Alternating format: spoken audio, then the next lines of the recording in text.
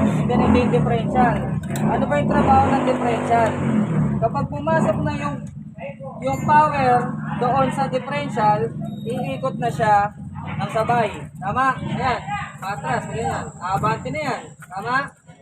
So kung mapapansin nyo, kapag may isa kang pinigil dyan, pigilan nyo po ito. Yung isa lang ikot.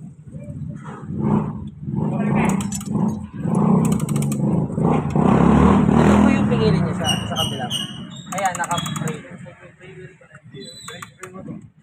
Yan.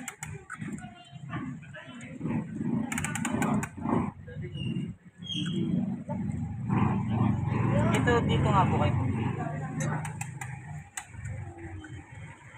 Bakit hindi? Double check lang.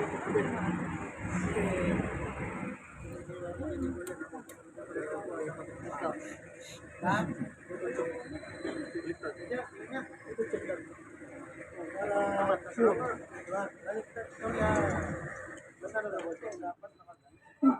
Ito, baliktad din.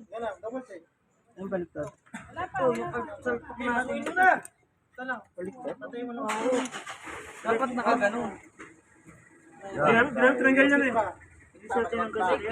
Hindi. Natanggal to. Natanggal to. Baliktad eh. Ayun yung hindi natin na